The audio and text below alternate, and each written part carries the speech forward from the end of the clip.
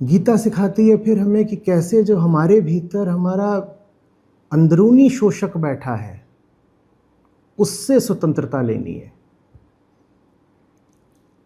15 अगस्त राष्ट्र का दिन है जो आपका बाहरी मालिक बनकर बैठा हुआ था, जो बाहर से आप पर अत्याचार कर रहा था, जो बाहर से आपको संकुचित जीवन जीने पर विवश कर रहा था, आपने उसको हटा दिया, भगा दिया उसको।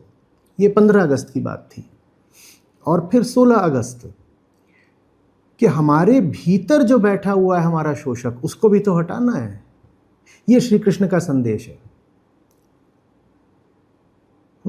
तो बाहरी स्वतंत्रता, राजनीतिक स्वतंत्रता, हमने अपने आप को जिसमें एक अपना बनाया हुआ संविधान दे दिया, वो इसलिए है कि दूसरे हमारा शोषण ना कर सकें, कि दूसरे हम पर हावी ना हो सकें, कि दूसरे हमें नीचे न खींच सकें, कि दूसरे हमारी आज़ादी में बाधा न बन सकें। ये राजनीतिक आज़ादी की बात होती है। और उससे ज़्यादा कठिन पर उससे कहीं ज़्यादा महत्वपूर्ण होती है अंदरूनी आज़ादी, कि कहीं तुम स्वयं ही अपने शोषक न बन जाओ, कि कहीं तुम अपने ही फैसलों से, अपनी ही बुद्धि से, अपनी ही भावनाओं से, अपने ही पूर्वाग्रहों से, अपने ही अंधविश्वासों से कहीं खुद को पतन में न डाल लो। और राष्ट्र के दिन का और श्री कृष्ण के दिन का अगल बगल पढ़ना, एक साथ पढ़ना, मैं कह रहा हूँ समय का ये संदेश है हमको कि अगर तुम भीतरी तौर पर जागृत नहीं हो तो बाहर वाले शोषक को तो हटा लोगे, लेकिन तुम स्वयं ही अपने शोषक बन जाओगे। और जब तुम्हारे ऊपर कोई बाहरी सत्ता हावी नहीं होती है, लेकिन वो जो बाहरी प्रभाव हैं सब वो तुम्हारे ही भीतर घुसकर बैठ गए होते हैं, तो जो शोषण है और सूक्ष्म हो जाता है और उससे बचना और मुश्किल हो जाता है। क्योंकि बाहरी तौर पर, प्रकट तौर पर तो ऐसा लग रहा होता है कि हम आज़ाद हैं, प्रतीत ऐसा होता है कि हम स्वतंत्र हैं, पर स्वतंत्र हम हैं नहीं। स्वतंत्र तो बस वो है जो भीतर किसी भी बाहरी प्रभाव, संस्कार या पूर्वाग्रह से मुक्त है। और ये काम श्री कृष्ण करते हैं भगवद गीता के माध्यम से, हमें भीतरी तौर पर मुक्त करने का। जो भीतरी तौर पर मुक्त नहीं है उसको आप बाहरी आज़ादी दे दीजिए तो नतीजे और ख़तरनाक हो जाते हैं। आपने उसको जो बाहरी आज़ादी दी होती है वो उसका इस्तेमाल करने लग जाता है अपने आप को भीतरी तौर पर और ज़्यादा बंधक बनाए रखने के लिए। सोचिएगा, मैं भीतर से न जाने कितने प्रकार के पूर्वाग्रहों का, डरों का, कुंठाओं का गुलाम हूँ। धारणाएं, मान्यताएं, अंधविश्वास, ये सब भीतर से मुझ पर राज कर रहे हैं। दुनिया क्या चीज़ है, मैं क्या हूँ, ये मुझे बिल्कुल नहीं पता। बाहर से मैंने सुना लिया, वही मेरे भीतर बैठा हुआ है और भीतर से वो मुझको संचालित कर रहा है, मैं ऐसा व्यक्ति हूँ। और अगर मैं ऐसा व्यक्ति हूँ और मुझे बाहरी तौर पर स्वतंत्र छोड़ दिया जाए बहुत सारे अधिकार दे करके कि जाओ अब तुम ये भी कर सकते हो, ये भी कर सकते हो, तो मैं उन अधिकारों का सदुपयोग नहीं कर पाऊंगा और ये बहुत बड़ा खतरा होता है। बाहर से निश्चित रूप से हमें स्वतंत्र होना चाहिए, पर बाहरी स्वतंत्रता भी फल तभी दे पाती है, सार्थक तभी हो पाती है, सदुपयुक्त तभी हो पाती है जब पहले भीतरी तौर पर मुक्ति हो। आज पूरी दुनिया में हम दुष्परिणाम देख रहे हैं कि जब भीतरी मुक्ति नहीं होती पर बाहरी बहुत सारे अधिकार मिले होते हैं, तो इंसान स्वेच्छा के नाम पर, अपनी मर्जी के नाम पर, फ्री विल के नाम पर, फ्री चॉइस के नाम पर न जाने क्या क्या कर डालता है और कहता है कि मुझे रोको नहीं, ये सब तो मेरा हक है, मेरे अधिकार हैं। आज तो विशेषकर ज़रूरी है कि चूंकि हमें बाहरी स्वतंत्रताएं और अधिकार मिले हुए हैं तो हम भीतरी तौर पर जागृत हों। हमें पता हो कि हम हैं कौन। अगर हमें नहीं पता कि हम कौन हैं तो हम अपने आप को वही मानते रहेंगे जो हमें दुनिया भर के प्रभावों ने मानने पर मजबूर कराए। देखिए 15 अगस्त को एक दुश्मन को भगाया था आपने, जिन्हें हम बोल देते हैं द ब्रिटिशर्स, अंग्रेज लोग।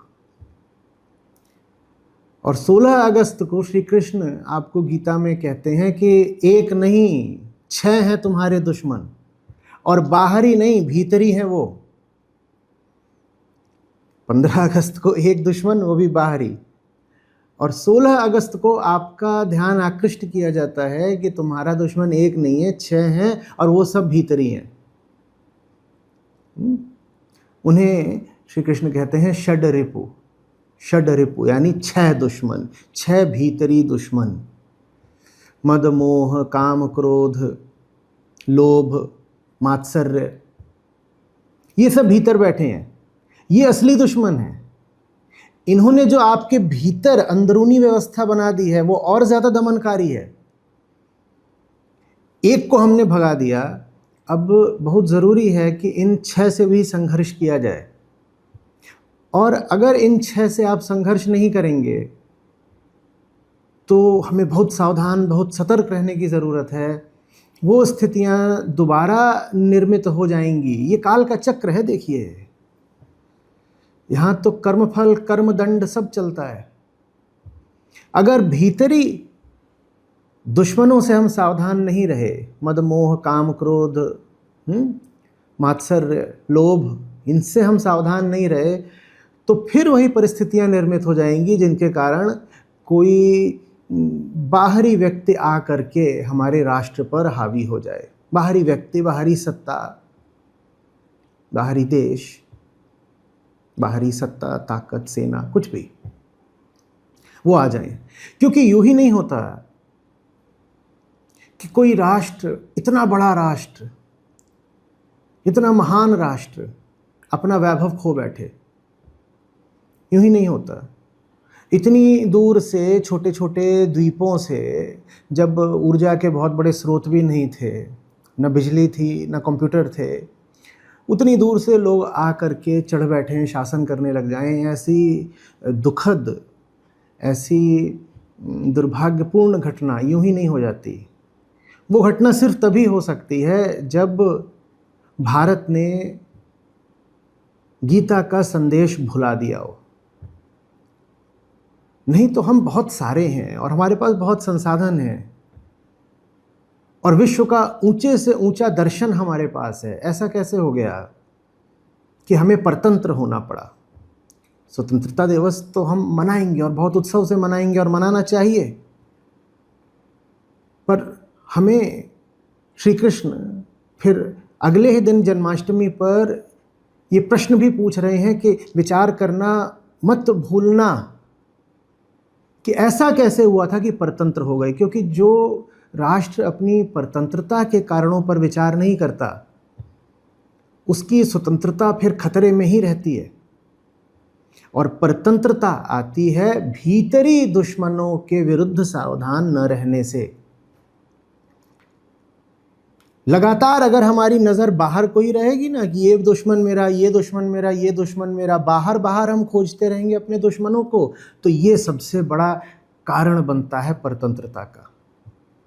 अगर हम बाहर बाहर ही भेद पैदा करते रहेंगे, अपने राष्ट्र के भीतर ही भेद पैदा करते रहेंगे, हाँ हैं सब भारतवासी हैं, लेकिन ये दूसरी जाति का है, ये दूसरे धर्म का है, दूसरी विचारधारा का है, ये दूसरे क्षेत्र का है, ये दूसरी भाषा का है, तो इसलिए ये मेरा नहीं है, ये पराया है। जिसको पराया बना दिया उसको दुश्मन बनाते फिर कितनी देर लगती है। अब बाहर बाहर ही आप देख रहे हो कि ये पराया है, ये गलत है, ये गड़बड़ है, वहां से खतरा है। जितने तरीके के विभाजन हो सकते हैं अगर आप बाहर बाहर कर डालोगे तो भीतरी दुश्मन के प्रति तो आप लापरवाह हो ही जाओगे ना। क्योंकि सारे खतरे हमें बाहर ही बाहर दिखाई दे रहे हैं। हमें लग रहा है ये सब पराये हैं और ये हम पर करेंगे आघात। नहीं नहीं नहीं, बाहर वाला आप पर कोई आघात बाद में करेगा, और बाहर वाला कोई आप पर आघात करे न करे, हमारा जो गौरवशाली अतीत है और दर्शन है हमारा, जिसका शिखर है वेदांत, और वेदांत की बड़ी सशक्त अभिव्यक्ति है भगवद गीता, वो हमें कहता है कि तुम्हारा सबसे बड़ा दुश्मन तुम्हारे भीतर बैठा हुआ है। बाहरी दुश्मन बहुत छोटे छोटे हैं, तुम्हें उनकी परवाह करनी ही नहीं पड़ेगी अगर तुम अपने भीतरी दुश्मन से निपट लो तो। अर्जुन खड़े हुए हैं, बाहरी दुश्मनों से तो वो निपट लेंगे, पर उनके भीतर ही जो अब भय आ गया है और मोह उठ गया है और ममत्व उठ गया है, वो उन्हें युद्ध में उतरने ही नहीं दे रहा। आप अगर देखें तो अर्जुन को बाहरी लोगों का भय नहीं हरा रहा था। बाहरी दुश्मनों से तो लड़ा जा सकता है, संघर्ष जा सकता है, जीत हार मिले न मिले वो अलग बात है, पर अर्जुन तो संघर्ष भी करने को तैयार नहीं हो पा रहे हैं, क्योंकि भीतर ही उनके एक शत्रु बैठा हुआ है। और 18 दिनों के युद्ध से पहले 18 अध्याय लगे हैं गीता के, ताकि अर्जुन स्वयं को समझ पाएं। जब अर्जुन स्वयं को समझ पाते हैं तभी वो फिर बाहरी दुश्मनों से युद्ध कर पाते हैं। शस्त्र बाद में आता है, शास्त्र पहले आता है। गीता को आप समझिए, युद्ध माने शस्त्र तभी शुरू हो पाता है जब पहले 18 अध्याय पूरे हो जाते हैं गीता के। ज्ञान पहले आता है, कर्म बाद में आएगा। युद्ध माने कर्म, गीता माने ज्ञान। ज्ञान पहले आया ना, पहले बात हुई, उसके बाद फिर कर्म आया। हम में से अधिकांश लोग, मुझे खेद है कि अभी भी ये बात समझ नहीं पा रहे हैं, हम बिना ज्ञान के बाहरी शक्तियों से संघर्ष करने में ज्यादा रुचि रख रहे हैं। हम न जानते, न समझते, न गहराई से विचार करते, न आत्मावलोकन करते। कभी हम आईना देखना नहीं चाहते कि हम स्वयं कैसे हैं भीतर से, हमारे भीतर कौन सी ताकत काम कर रही है, हम देखना ही नहीं चाहते उसको। लेकिन हम अक्सर उतारू हो जाते हैं किसी दूसरे को दुश्मन ठहराने में। ऐसे बात बनेगी नहीं। श्री कृष्ण ने बार बार यही समझाया है कि ऐसे बात नहीं बनती।